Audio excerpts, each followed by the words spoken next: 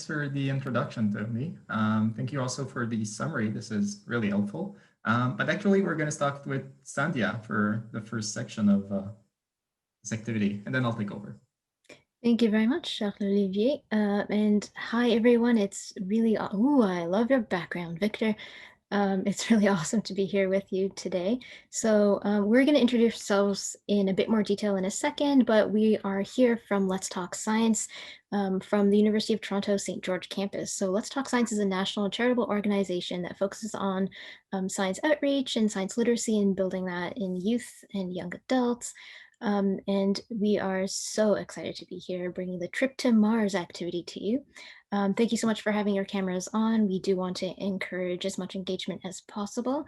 If you do want to ask a question at any point, feel free to do so. You can feel free to just take yourself off mute and ask your question or use the chat.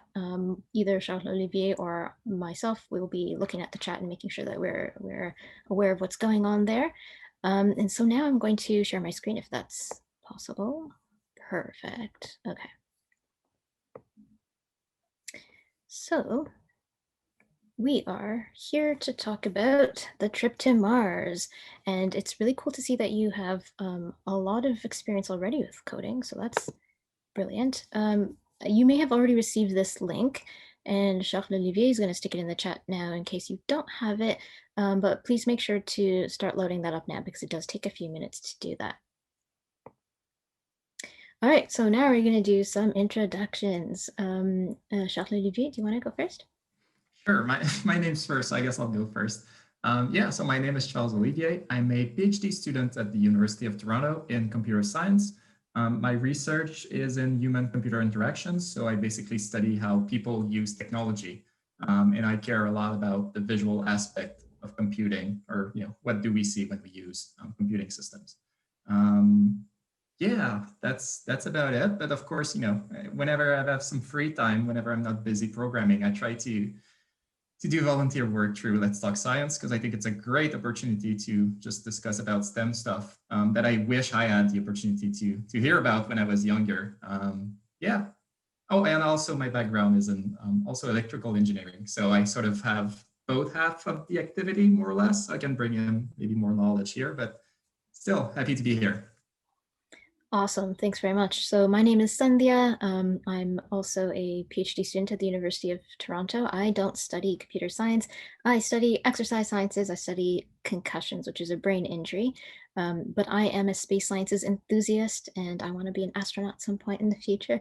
So that's where my interest in this topic comes from. But I'm also a coordinator with Let's Talk Science at the University of Toronto, St. George. So I do a lot of this stuff in my free time as well. And feel free to, if you have any questions about what university's like and that sort of thing, if there are any sort of pauses or at the end of the session, whenever, if any questions come up in your minds, feel free to ask either of us your questions. All right. So I'm seeing that my internet's a bit wonky. I'm gonna just turn off my video maybe just in case to save some bandwidth here. All right. So what is coding? Can anybody tell us in the chat perhaps, or take yourself off mute? Does anybody want to tell us what coding is? You have a lot of experience in it already. And Charles Olivier, if you want to tell me if anything's in the chat, that would be awesome. Will do. Nothing so far. Okay, no worries. So we can look at what this is. So basically coding is like the process of creating instructions for your computer to perform certain tasks. And there are a lot of different coding languages, as we know.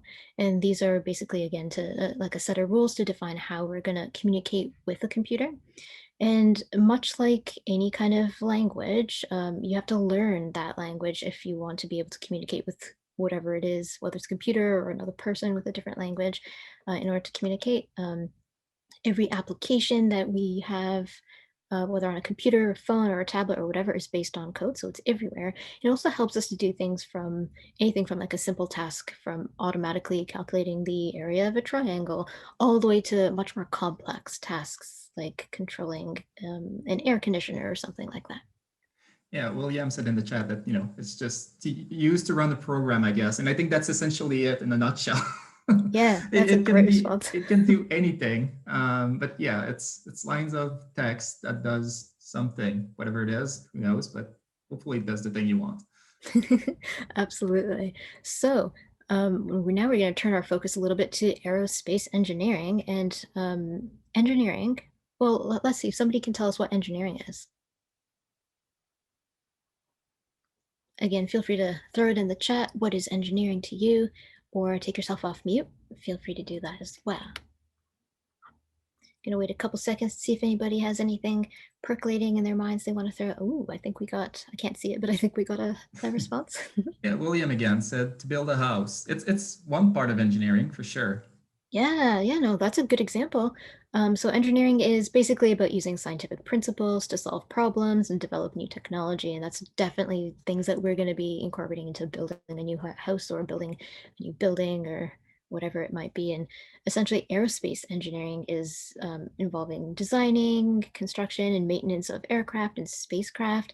But can also involve the interaction between many different fields and technologies. So it's quite a lot of interdisciplinary, multidisciplinary approach there.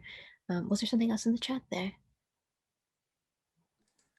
Well, no, Christine just said that it's the Canada arm on the right. Oh That's very yeah, cool. And it is. It is, and I have a fun fact about that you maybe already all know.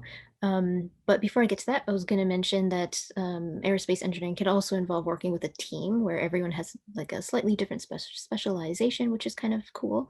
So you might have someone who's working on the controls, someone who's a structural mechanics person. Way at the end of this session, I'll mention someone who is a flight operator with the Canadian Space Agency. So there's lots of different things that you could do. Aerospace engineers have done a ton of cool things, from the first powered flight to work on the International Space Station, including, as we've just mentioned, the Canadarm. My fun fact on that is if you look at the Canadian $5 bill, there is the Canadarm, which is super cool. So for now, we're going to be focusing on the space side of things here. And so now let's look at this. This here is Margaret Hamilton, and she was a systems engineer and flight software designer, the lead Apollo flight software designer, which is really cool. And she's pictured here with the source code for the Apollo missions.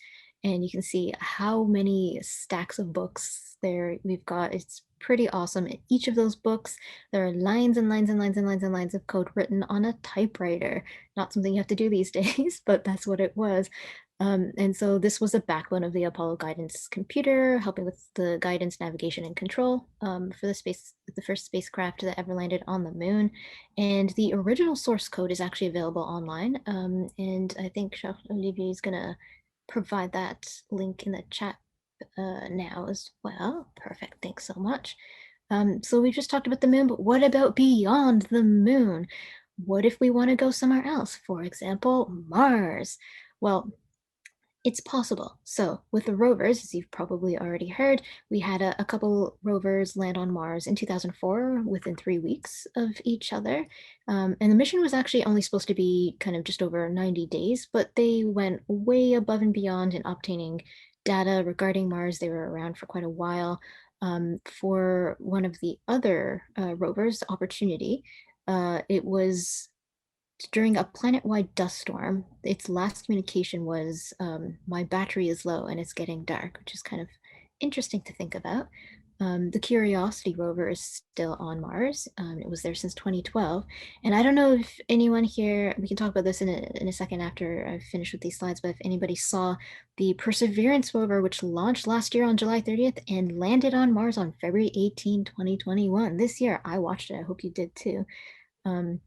But now we're going to focus on the question that is for this particular workshop, which is right there at the bottom of this slide here. How did the rovers get to Mars? Important to think about. So we're going to get started. There's the link again that was already in the chat. I'm going to stop sharing my screen for a second. How's my internet? Okay, let's see. Maybe I'll put back my video here. So just a note about the binder link. It does, if there's inactivity for 10 minutes, it does, you will have to relaunch it and then you will lose your progress. So make sure to just click it every now and then at least, just to keep it going. Right, so maybe let's do a quick question of anybody saw the Mars rover land on February 18th of this year? Maybe give us a reaction, like a thumbs up or something if you saw it. It's looking like no, nobody saw it. Well, you can always revisit. There's lots of videos on the internet, and if you so for this particular Mars rover, people had their names on the rover. So my name, I was one of those people. I've got this ticket here. My name's on that rover. Oh yeah, okay, fine. I'll show it again. Here we go. That's my ticket. Oh, cool, Addie. Yeah, I saw that in the poster. That's really awesome. And I'll stick in the chat just as we I got it printed. I used it in a lot of outreach. As we flip over to the actual activity, I'm going to stick in the chat a link. So if anyone wants to add their name to the next rover that's going to land in 2026, you can do that. But I think that's all from me. And I'm just going to turn things over to Olivier. Thanks, Sandhya. Yeah, so I will need to know, I guess, before I start, if you all have access to the my binder, sorry, page, because it's, I mean, I'm going to go through it, but it's also great if you all also have it in front of you. And if you're even interested, I have lots of opportunities for you to share your screen and to just lead us through the activity. I feel like it's always more fun than just listening to somebody ramble for an hour. So I'll be relying on you all for your collaboration to make this a little bit more interactive, I guess, for lack of a better word. So I'm just going to wait a moment. If you can use any Zoom reaction to let me know that you have it in front of you, that would be awesome. Let's do a thumbs up for Jacques Olivier if you've got it up.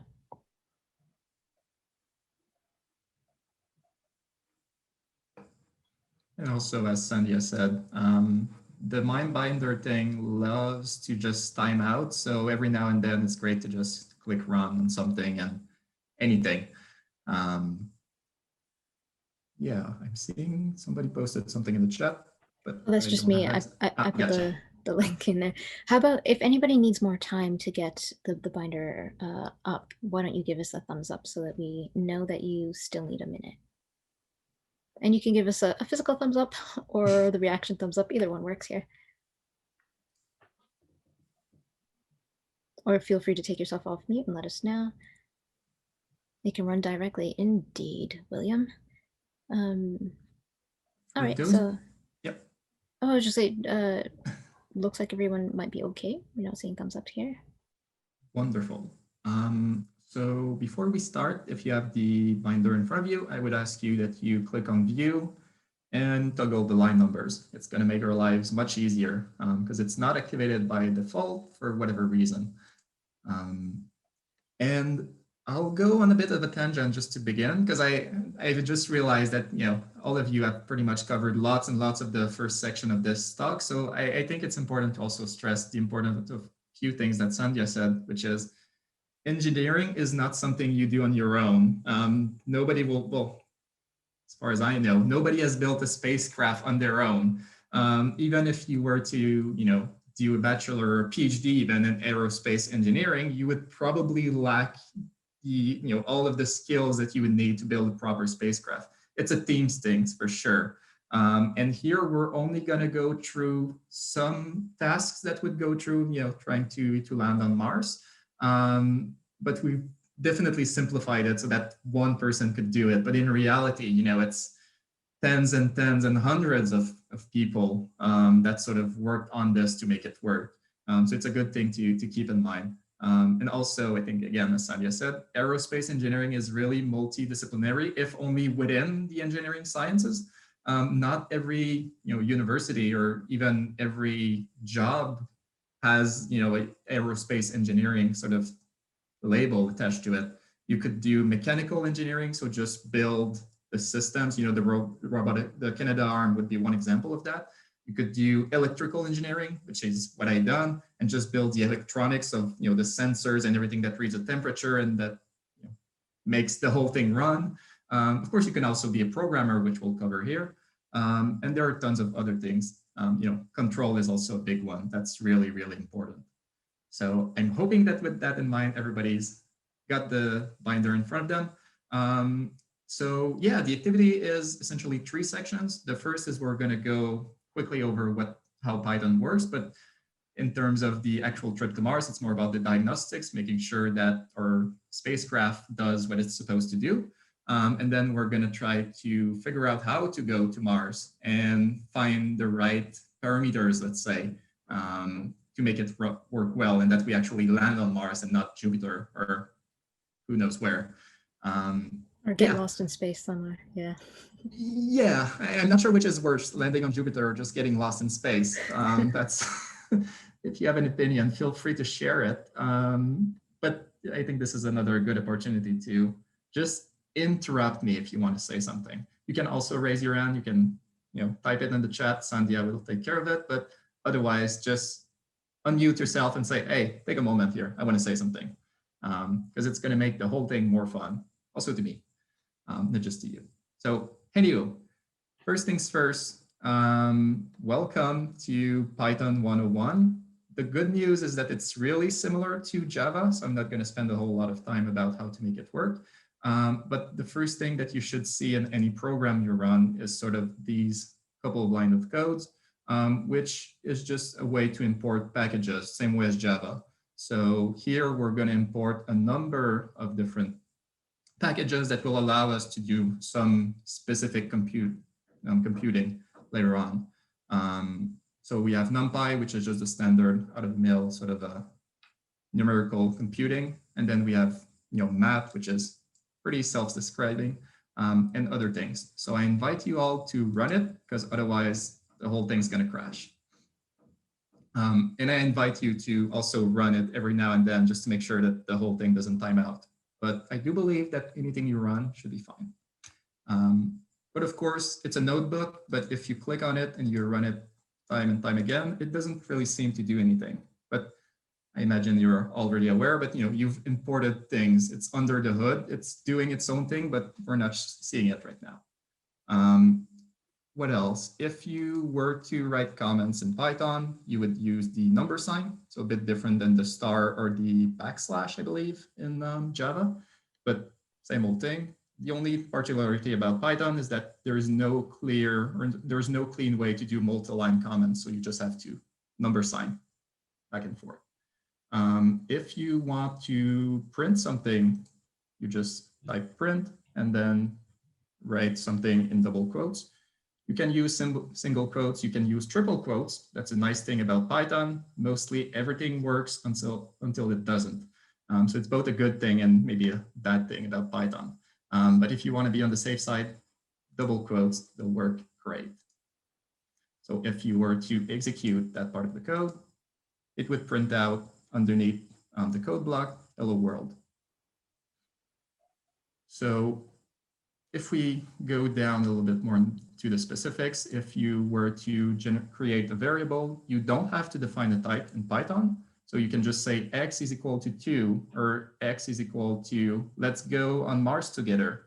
Both will be accepted. Python doesn't really care about this. It's again a great thing, but it's also very dangerous, which is why some people try to learn coding with Java instead of Python as one example.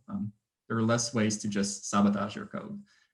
If you want to do additions, you just generate a variable here are sum equal x plus y. If you want to divide two variable y divided by x, so it's just /, and the product is just the star. Seeing quite a few things in the chat. Is there anything for me in there? Yep, we actually just got a question. William Wonderful. says William cannot see the run button. Very sad face. Okay, I do believe there's a hotkey that does the same. Let me see if there's a tooltip. There is not. That's, I would hope. Okay, so if you go under the cell tab, there's also run cells or control enter or command enter, whichever setup you're using. Should also work, but do let me know if that's still. William says, yep, that works. Thank you. Wonderful. Perfect. Okay, so yeah, I mean, if you're used to doing any sort of arithmetics with Java, Python is mostly the same, except the main difference, Python actually has a power operator, so it's double asterisk. So you don't have to do math.pow or whatever it is in Java. So that's pretty neat. Of course, there are also a number of things that are different in Python, but let's just keep it simple right now. And if you wanted to do a difference instead, if you wanted to subtract two variables instead of add, you just do the good old, that way. And then if you run the code, it prints the sum, which is here. So 2 plus 6 equals 8. So, okay, why are we even doing this? Well, there's a reason, and we're trying to diagnose what's going on in the system. And if you have any number of sensors on your spacecraft, then you would need to compare data to maybe take, maybe you're reading the temperature in kelvins instead of Celsius, and you want to translate that. Well, you would need to do some arithmetics. And this is essentially what we're going to do here before even talking about how to go to Mars, is to just figure out if our spacecraft works well. Mind you, this is a very simple example that we're showing here, but there would be a completely ridiculous number of sensors on an actual spacecraft that you would need to somehow integrate together to get an accurate reading at every moment in time. And you would hope that something in your spacecraft, there is a program somewhere that will double check, okay, is the temperature I'm reading somewhere on the spacecraft within sort of the limits I'm expected to read? Or is the whole thing just way too warm, or is the whole thing way too cold? And this is one such example here where we're just setting a target temperature of 30 degrees Celsius. And right above on line 6, you see that we've set the system board temperature to 40 degrees. So before I go ahead, could anyone tell me what would happen if I were to execute this code? Or if you've done it yourself, what did you see? Feel free to write in the chat or take yourself off mute.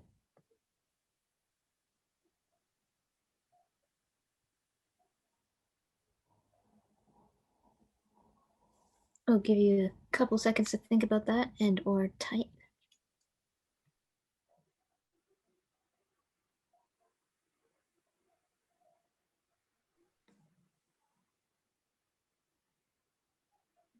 Oh, Addie says the system's board is too hot. I'm talking while muted. Right, and that's exactly it. If you wanted to get any of the other if statement, you could change the system's board temperature to say, oh, it's actually minus 40. How is that even possible? I have no idea, but let's assume your electronics is at minus 40. Although it's in space, that's doable. So the opposite here should happen, right?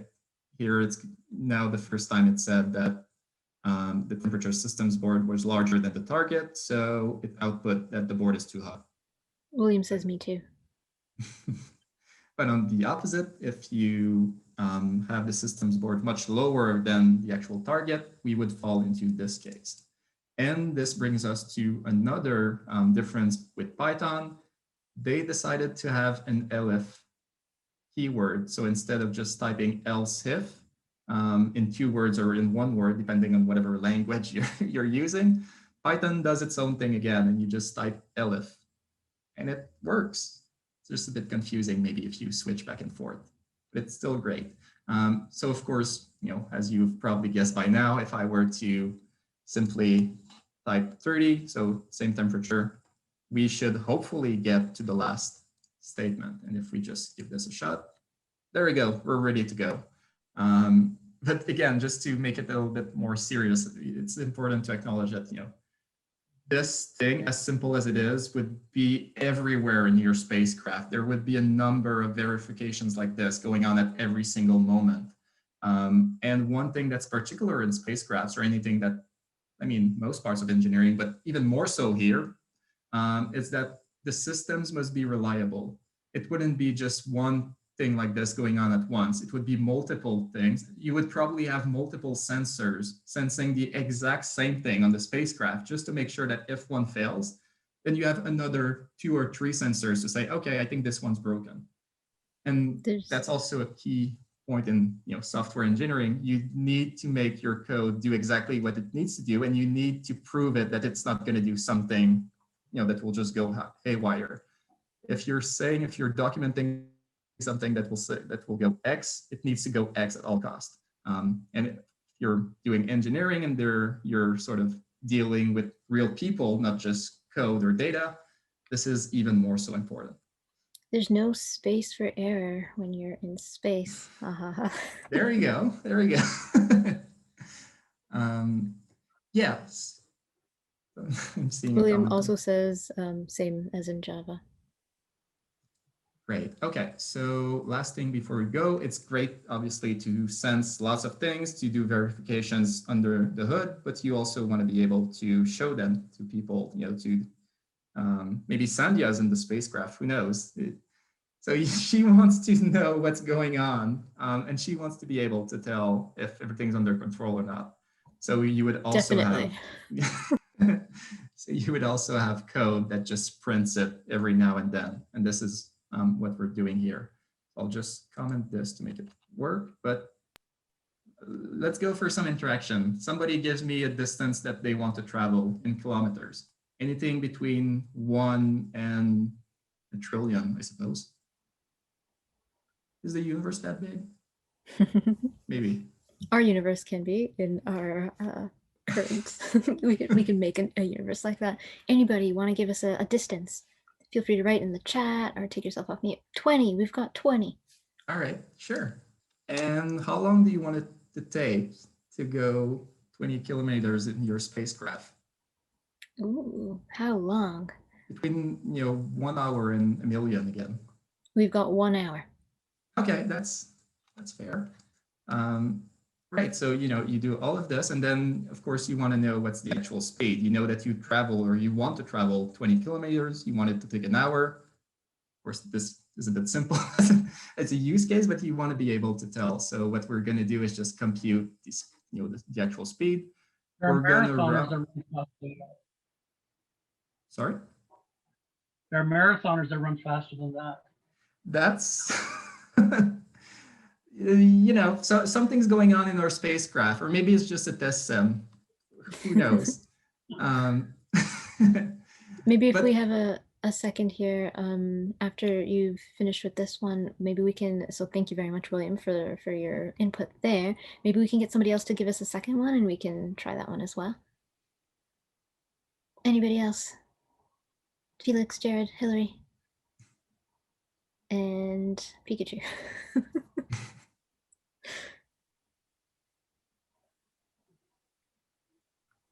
It's all good. The last minute. It's an average speed in Vietnam. All right, cool. Fair enough.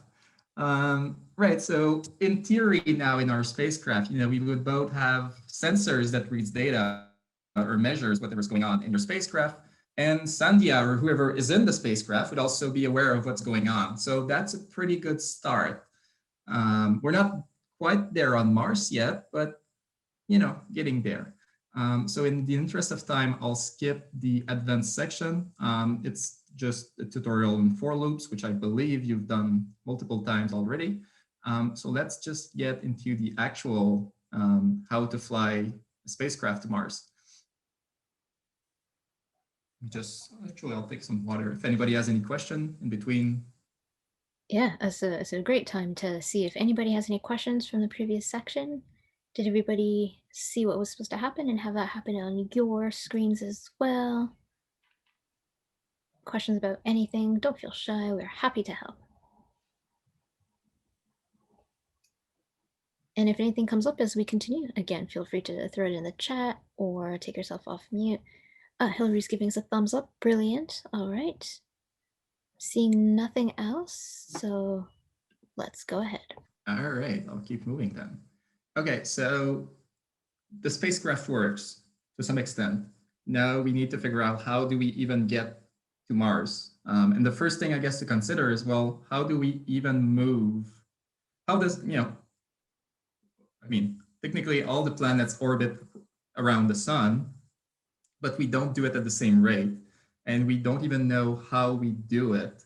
And this is essentially what this paragraph is telling us, that although it does seem circular, if you look on it online, or if you just take a quick look in any number of books, it looks quite circular how the Earth orbits across the sun, but that's not exactly it. Just in the interest of making the maths just harder, everything's an ellipse in this case. And so the main parameter that we're going to consider tonight, at least for ellipses, is just their eccentricity, which is called E. For ellipses, it's always between 0 and 1, 0 being a perfect circle and 1 just being flat as a bar, I believe, unless I'm misremembering. And as we sort of were thinking about it, the Earth is almost circular when it orbits around the sun, 0.0167. That's, you could round that to 0 if you just call round in any programming language. But it's important, so we're going to keep it. And to make our lives easier when we're going to consider where to go from the Earth to Mars, somebody somewhere decided that the distance between the Earth and the Sun is exactly 1 astronomical unit, so 1 AU. Just, it works that well in life sometimes. But joking aside, it's just, a normalized value that we decided to use, or at least that everybody decided to use when talking about space, because it's easier to be Earth-centric when we're talking about where to move, at least so far. So, okay, lots of blah, blah again, but let's just take a look. And actually, no, let's do something better. Would anyone want to lead this part of the activity? So to share their screen and to just try out different things in the code. If not, I can go ahead, but again, it's more fun. Victor, you're the best Python user here. Share your screen and we can all follow your lead. Yeah, I'll stop sharing my screen for a moment, and hopefully that will work.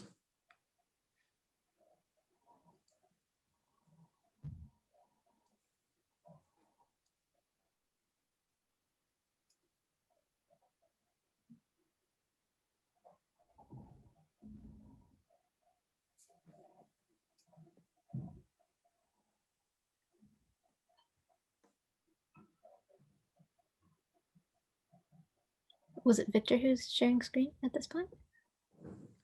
I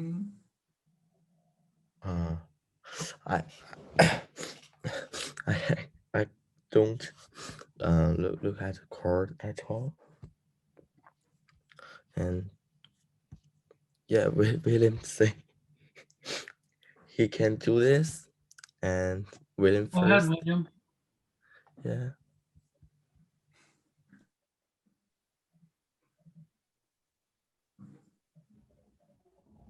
We've got William. Awesome. Wonderful. Great. So if you just run this code block as is, we should see a very simple plot of the trajectory or the orbit of the Earth with the sun in the middle.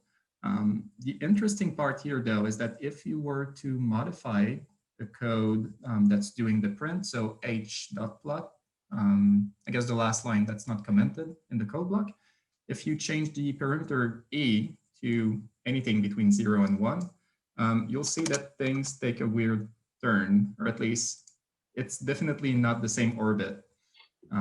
If you want to go ahead and just pick a value of your choosing, could be anything. Change in where? You mean here? Yes, the parameter e, so the second argument. If you change that number to anything of your choosing. Change the number to, oh, okay.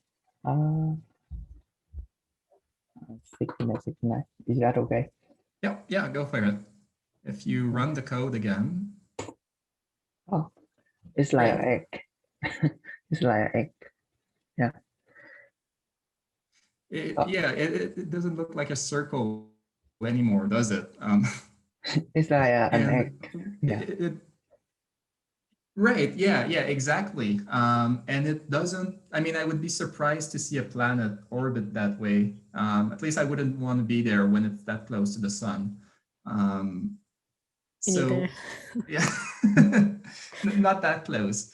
But you can also, and without changing the E parameter that you just did, if you change the first argument, so major, you can set that to any number you want.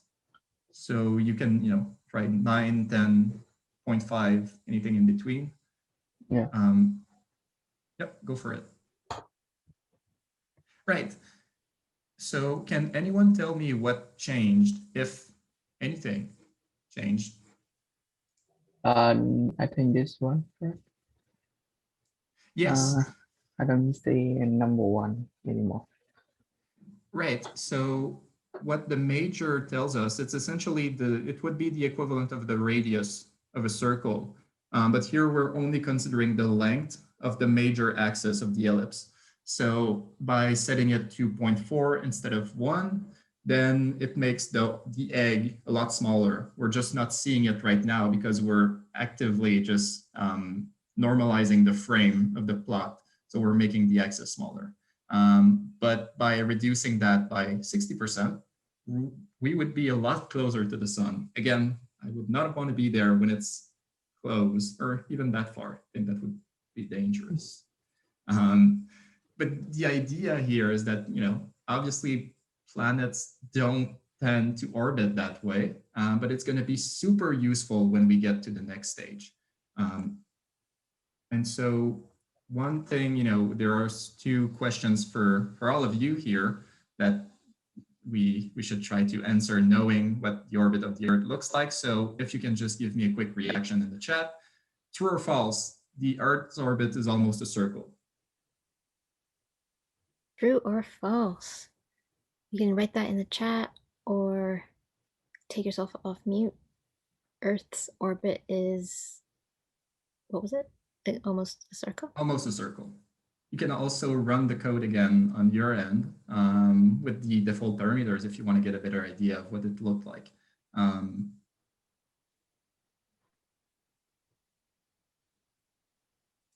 What does everyone think? Sorry, you said to me? Yeah, what do you think? It's not a perfect circle, says Addie. What do you think, everyone? Is the orbit of the Earth a perfect circle? Yeah, I think it's not a perfect circle.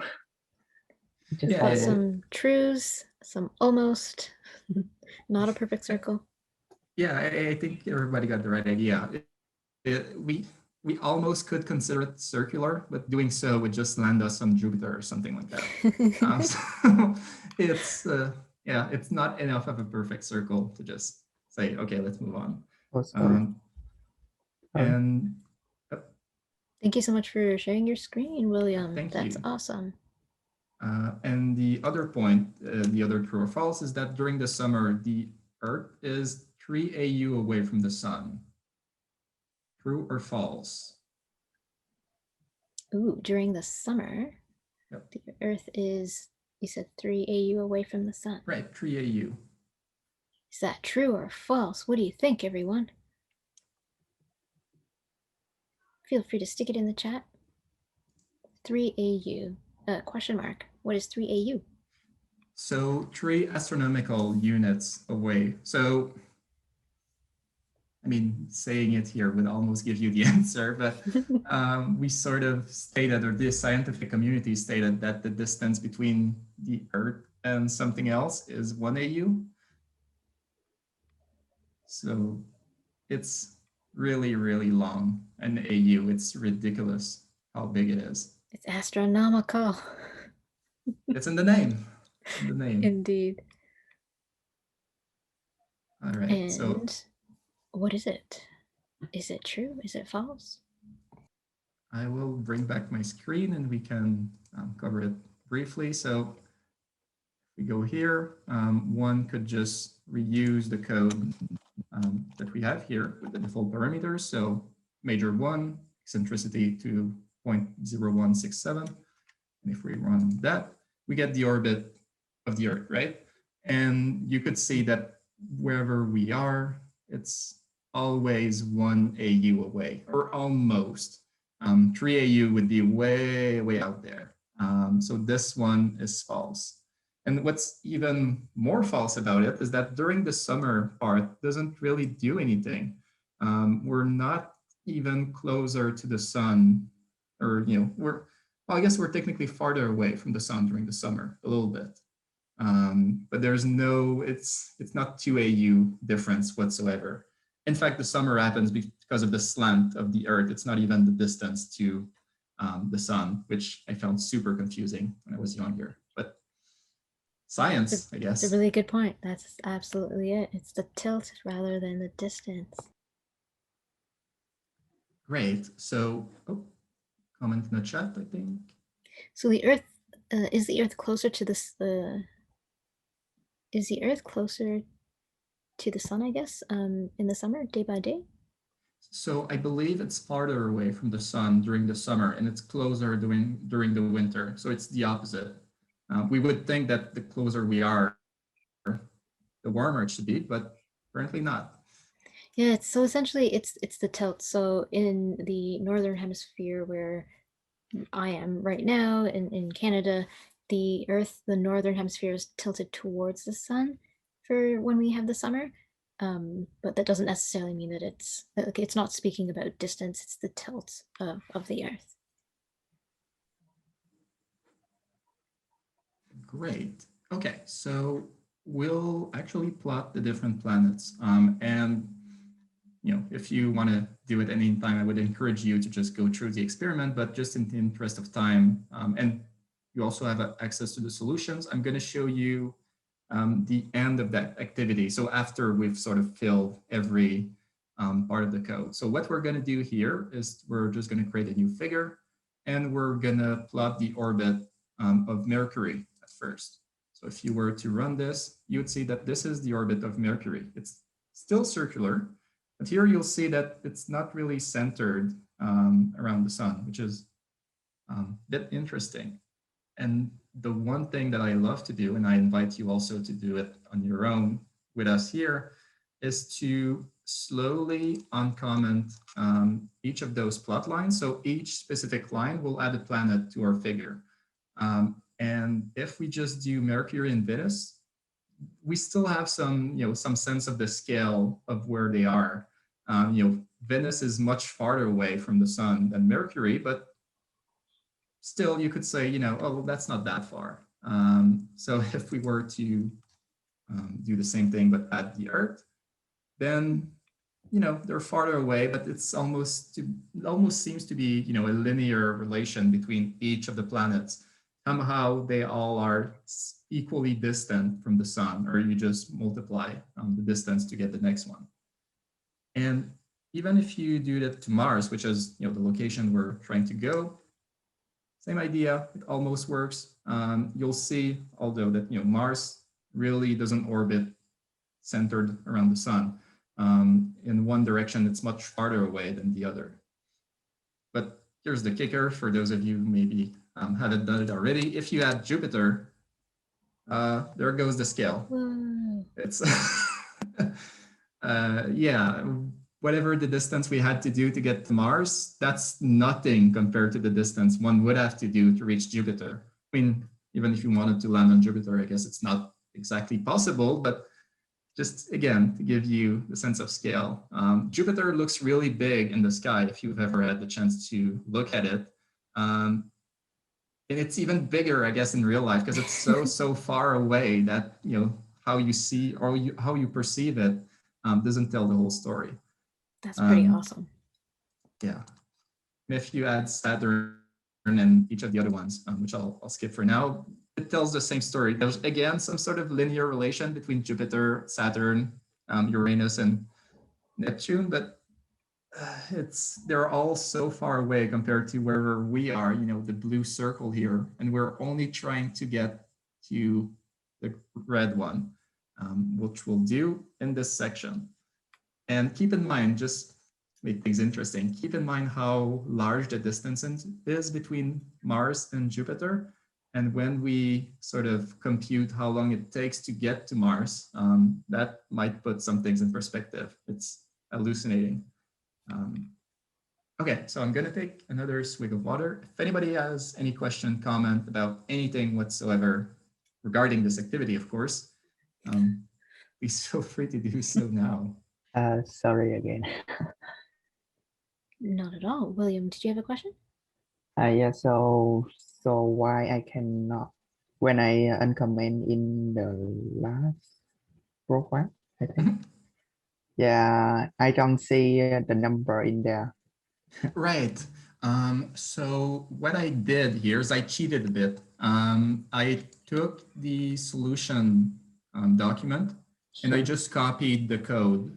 So the proper activity for us, if we had more time together, would be to sort of fill the blanks manually. So just take the distances here as the major, and then the eccentricity as the E parameter. And if you were to do this sequentially, you would end up with something like this. So apologies for the confusion here. Yeah, I just think you have some mistake. Yeah, just that.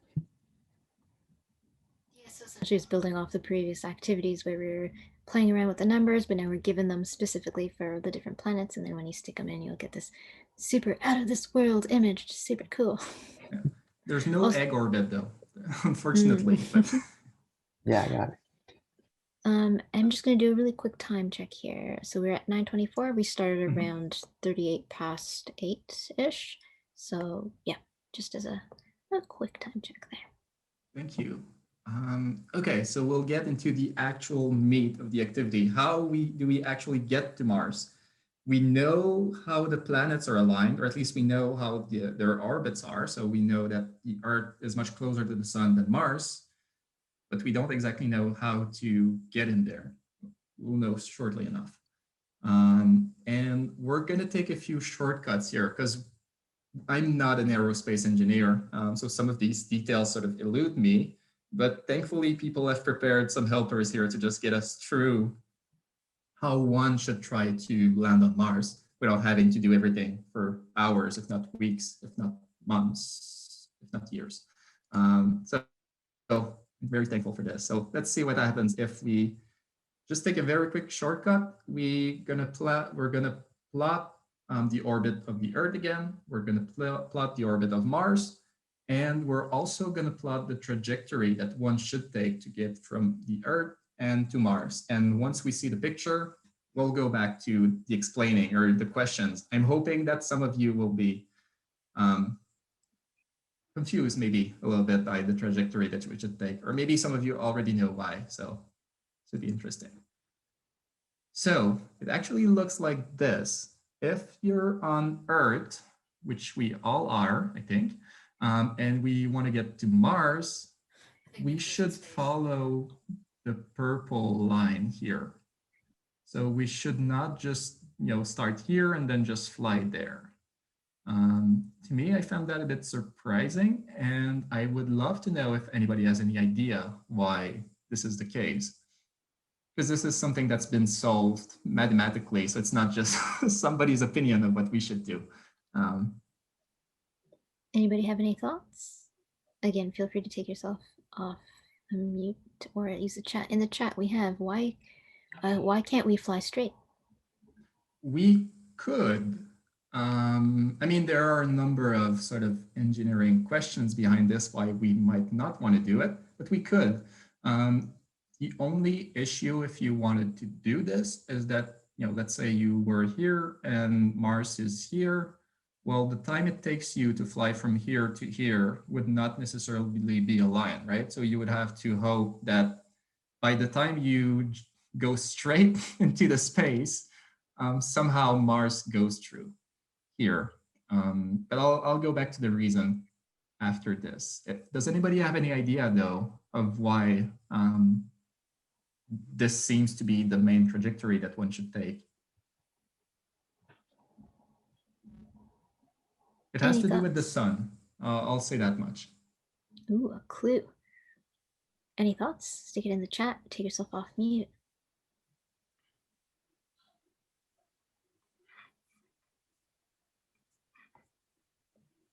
We might be all stumped here. All right. For those of you who maybe scrolled a bit down, there's an explanation, which we'll cover. So here we have the same figure as before, but somebody actually drew a spaceship, so it's easier for us to visualize what's going on. As this paragraph says, it's called the Homan transfer orbit. It's in theory the least amount of the trajectory that requires the least amount of energy or fuel, if you will, to fly from here all the way to here. And the main gimmick, or I guess, I mean, that's literally part of our solar system. It's a widespread gimmick, I'll say that much, is that we're exploiting the gravitational pull of the sun here. So you could go straight. I mean, here you wouldn't want to go straight. You would just land on the sun. But if you were to sort of start here and just go south or north, depending on how you feel that day, you would just go in that direction, but then the sun would pull you, to it. So what you will actually do is just push a little bit in one direction and you would get on that specific orbit. So you push enough to get away from the Earth pole. Otherwise, you're just stuck orbiting with the satellites on Earth, which isn't, I mean, it's a thing, but I'm not sure that's what you want to do. It's better than being lost in space, I'll tell you that much, but I think that's it.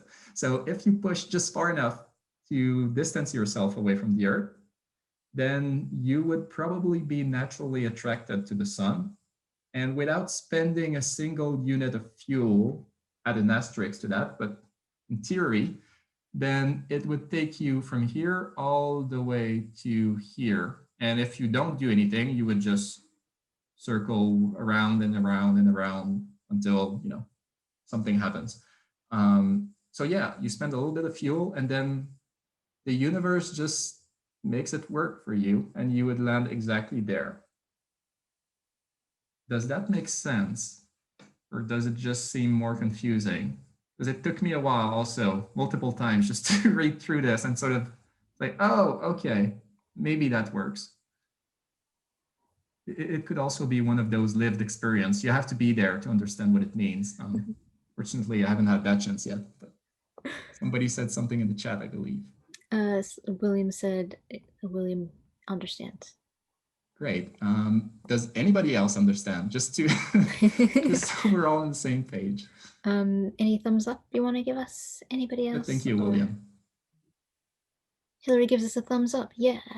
Great. Okay. So yeah, we've talked about this for the most part. Again, you need some push and then it works.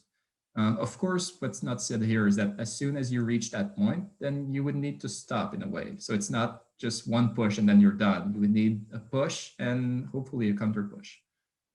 One other thing I would add that's really interesting to me is that depending on the speed you take to go from the Earth, to just fly off the Earth, that will have a huge impact on the trajectory in purple here. So the faster you are, the bigger the radius will be. In other words, if you wanted to go elsewhere away from Mars, maybe Jupiter, you would need a lot more fuel to go there. And inversely, if you do zero fuel, you just stay on the Earth. But if you were to use more fuel, but in the opposite direction, then you could get to Mercury or Venus. But this is all hypothetical. I mean, no, NASA did send some stuff to Venus, I believe, right, Sandhya? Or am I? That's a trick question. I'm quite possibly. Anything is possible. Surely they have. Okay, yeah. So we're just gonna skip this little section here, and so we come to this activity. I'm happy again to let somebody else lead it. Otherwise, I can go through it, but I'm happy to do either. I think we still have, well, okay, in the interest of time, I'll just go through this one myself, and then we'll do it as a group, the last part. I'm just going to confirm what you were saying. There was a spacecraft apparently that went to Venus. Oh, wonderful. Great. Okay, so I'm just going to go this. This is 1, I believe. This is 3, 2 point something. Could somebody in the chat confirm so I don't have to scroll up? In the meantime, I'll just write this one here. It should be. Could somebody let us know in the chat? Yeah, if somebody could just bring up the period of Mars and the distance between Mars and the Sun, just so we actually land on Mars and not somewhere else. So it's from that table that we saw there, yeah? Yes. I want Anybody to say got that this up? one is something like this, but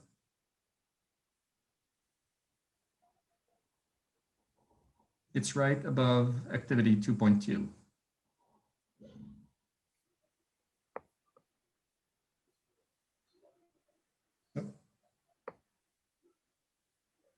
Oh, 1.324 for Mars.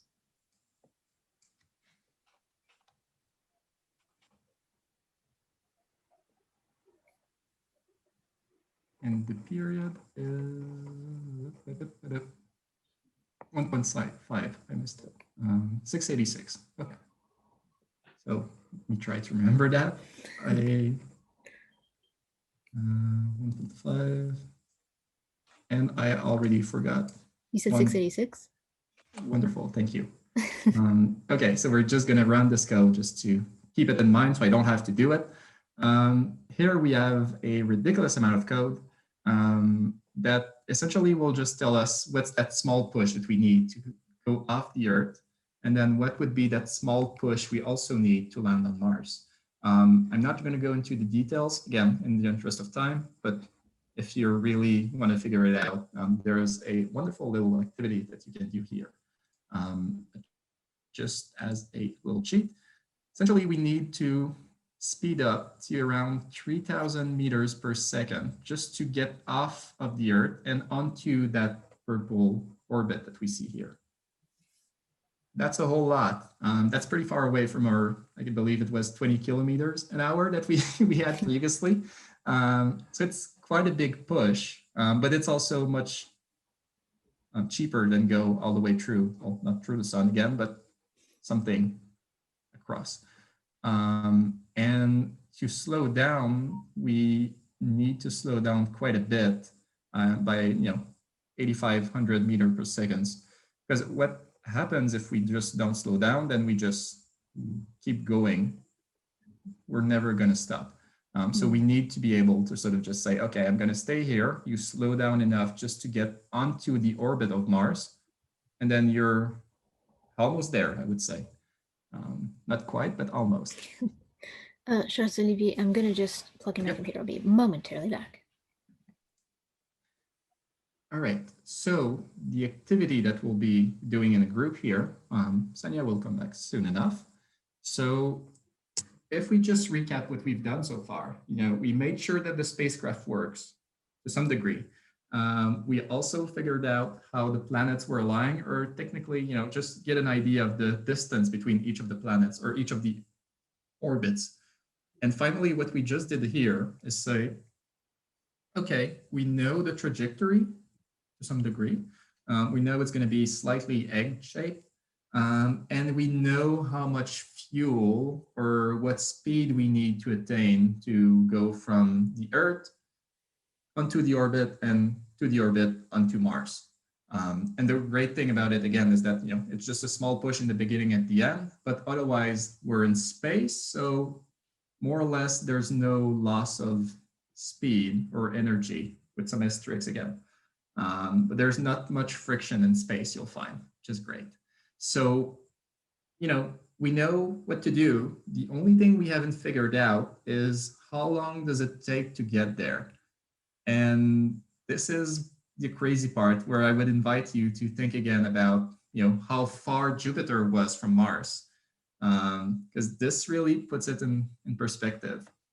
So Kepler, which pretty much built this activity for us hundreds of years ago, also had a third law, which tells us that the period of the transfer, so the time it takes to do a full circle, full orbit, I guess, that we have in purple, is equal to this specific formula, where A is the semi-major axis length of the trajectory, and yeah, G and M are just wonderful constants that we don't have to remember. And I don't want to, go down into the exact details of all the maths, but I want to ask at least to the group here to help me figure this out. So we want to go from the Earth to Mars. So what would be P, knowing that P is the time it takes to do a full revolution on the orbit that we have, and if we only want to go from the Earth to Mars, what would be the, I guess, percentage of P that we care about? Or is it just the full thing? We care about the full rotation? Because this will tell us exactly the amount of time it takes to get to Mars, given the trajectory that we figured out together. What does everybody think?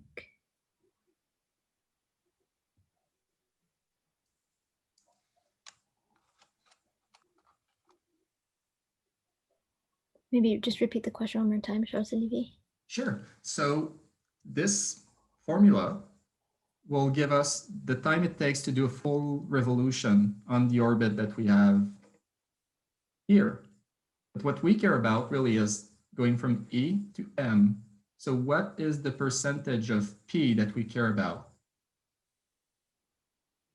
Anybody got a thought on that? Or, what's the percentage of the revolution that we care about? Do we want to do 99% of it, or do we want to just do 10% of it? Or something in between. No thoughts coming in. Nope. Oh, 69%, says William. Getting there. But if you were to do 69%, though, you would kind of go there and up, which isn't quite what we want. Well, I mean, that's not what I want. And probably not the person in the spacecraft. Any other thoughts?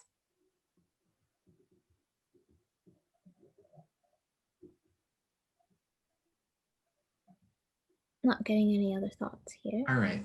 So we've got Bill has joined us. Hello, Bill. Hi, Bill. So essentially, as this plot would tell us, we only care really about half the revolution of what we're doing. We want to go from E to M, and the trajectory that we have goes E to M to M to E. So we really only want half of that. And so, as a percentage that we want, we would do 0.5. So if we run this, unless I miswrote something, it should give us the amount of time it takes in days to go from the Earth to Mars. And that's about 260 days. So not as much as a year, but so, roughly 8, I want to say. 8 to 9 months it takes to go from Earth to Mars, which is a lot, maybe not. I'm not sure what you were all expecting. I'd be curious to hear your opinion here. For me, that was pretty significant. A good chunk of the year, eh?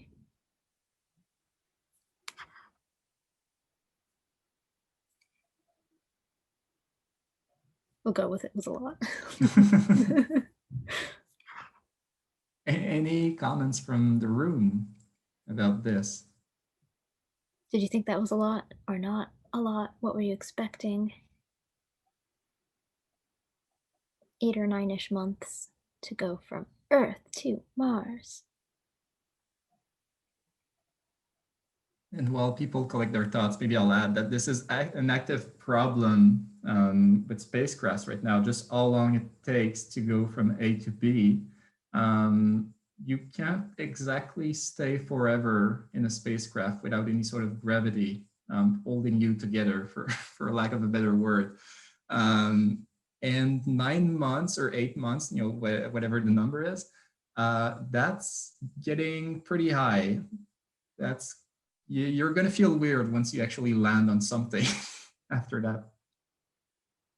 And, I'm not seeing anybody leaving comments or interacting, but remember that Mars is really close to the Earth. If you were to go to Jupiter, I'd be scared to know the amount of time it would take you to go there. So unless we somehow find a way to just go at light speed without concussing people inside, for maybe a lot of better words, there's a limit to how much things we can do here. But still, it's it's fascinating that we're even considering doing it, if I'm being honest. It's incredible. It's pretty So amazing. before we wrap up, because I'm seeing that we're Ask Captain Kirk. well, yeah. If Spock was with us, maybe we'd find a way to make it work. But the last thing I'd like to go over with all of you is, okay, we know how long it takes, roughly 9 months. It's not too long. The astronaut can still return to the Earth to their family. Right. Yes. I mean, certainly it's you can do a two-way trip a couple of times in your life and you should be fine, unless, well, I'm not sure, but it's doable. It's not a weekend trip, but it's doable. But if you were to explore the space, farther away from that, this is where things become really weird. It's still amazing. But the last thing I wanted to talk about in this activity, and I would love to hear your opinion about this, is, okay, we know how much fuel we need to make it work. We know how to make it work, as in, we're going to fly around the sun and just slingshot onto Mars and then slow down. And we even know how long it takes to do it. But the main thing that we have never addressed is that this specific cycle doesn't happen all the time, right? It's not like the Earth moves along with Mars, so they're always perfectly aligned with this. So how would you try to make this trip to Mars a successful one? Ideally, you would want Mars to be exactly there as you're maybe here, not as you're here, because otherwise Mars will be maybe there. And so you're just, I mean, you could wait, but let's hope we don't have to wait. So does anybody have any ideas on how to make this work? And ComSci is definitely a useful tool here. Any thoughts? Throw them in the chat. Take yourself off of mute.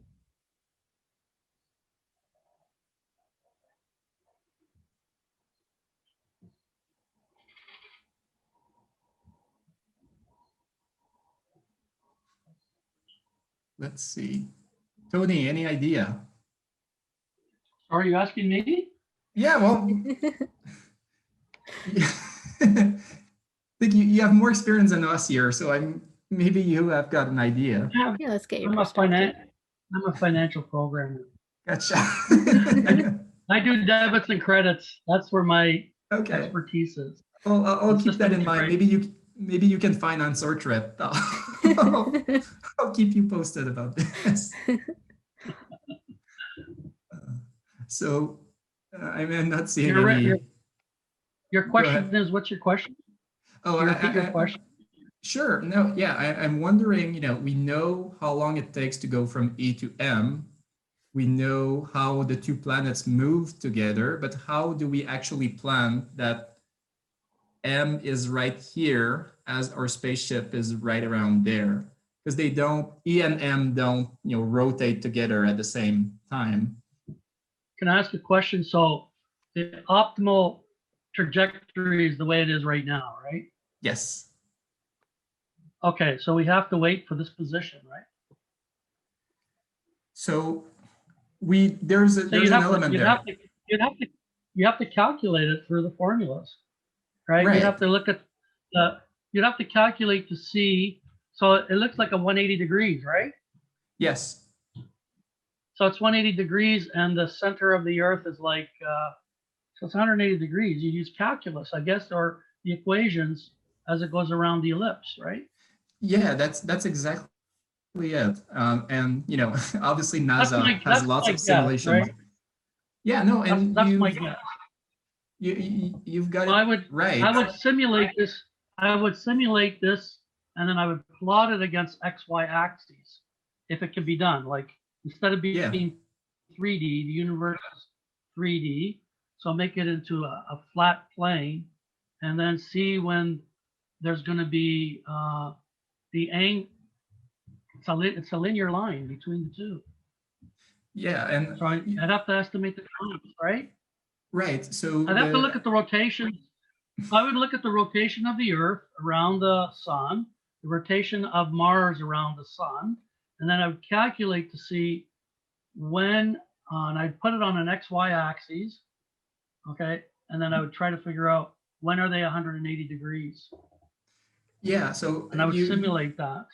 You've uncovered, I guess, the gimmick here. So the odds That's that what I would do. I mean, I'm just taking this problem and I'm making it smaller. I'm decomposing it. I'm just trying to see what's actually happening. This is definitely what people have been doing. I mean, this is how science has been founded, right? Just by simplifying things and then gradually just figuring out when it doesn't work. And you've got the right idea. Like the main issue here is that chances are this is not the optimal alignment that you want, because if you were to launch from the Earth right when E and M were doing this 180-degree angle, as you're saying, well, you have to anticipate.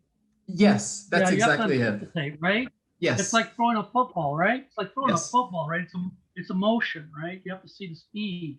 So you'd have to calculate how fast is your rocket, the ellipse that your rocket is going across, and when is M going to be there? Yeah, and we were talking about hockey earlier, and this is the same idea. You don't pass where the person is right now. You pass where they're going to be. So you're going to launch when you know that 9 months later, Mars will be exactly there. So chances are when you're going to launch from the Earth, Mars might be here, and that's perfectly fine, because 9 months later, as you circle around and get here, Mars will be exactly there. So you have to anticipate what's going on. So the way I would do it, I guess, again, is I would look and say, when is M going to be parallel, or I should say linear to E? And then I'm going to look at, okay, then work backwards and say, how fast is my rocket going to needs to go in order to get to M when they're at the position like they are now? Right. Yeah, that's exactly it. And one quick tidbit I wanted to ask before I wanted to add. That's in English. Okay. I'd have to work up the pseudo code, manipulate the formulas, and see what's actually happening. Yeah, and as we said before, engineering, and especially aerospace engineering, is not a one-man team sort of thing. So you need lots of people to figure it out for you, because you're probably focusing on something else that's still really important. It's a teams thing. But the last thing I wanted to add here as one fun fact, well, not super fun, but the specific trajectory that we want, that we've been talking about, and that Tony explained here, is that it only happens every 2 years, unfortunately. So that the specific alignment between the Earth and Mars for this to work occurs every 26 months, and that's not very often. Of course, there are different ways that one could cheat. If you take a different trajectory, or if you just use more fuel, then you could reach Mars whenever you want. But the way I guess the industry is evolving isn't with this idea that, let's just burn as most fuel as we can just to make it work faster. This equation has stood the test of time and is widely used for a reason. Everything's super expensive. So if we can just make it work without causing too many issues, let's wait another 26 months. But it's amazing. And I'm hoping that this activity highlighted some of the aspects of aerospace engineering, that this is all so complex, even within the simple activity that we did, where we cheated just to make sure that everything was perfectly aligned. There are so many things to consider at once that there's a reason why we haven't reached Mars yet, other than financial reasons, although that's still a big thing. So yeah, that's about it for the activity. We still have quite a few, a couple of minutes if anybody has any questions, but I think I'll give it back to Sandhya to wrap it up. Fantastic. Thank you so much. That was awesome. I hope everybody had a great time. Are there any questions at this point? Feel free to ask questions about the activity, or if you have any questions about what it's like to be a university student, what's university life like, that sort of thing, feel free to ask us. While you're thinking of your questions, I'm going to put something in the chat here for your, All right. So there's a bunch of links. So the first link here is a feedback form. So if you could all just click on the feedback form link, the very first one right now, we'd like to get some feedback from you. Your opinions are super important, so you can do that right now. It'll just take a couple minutes. The second link is just some further resources, and then the last 3 links are specific resources on space sciences, videos and things.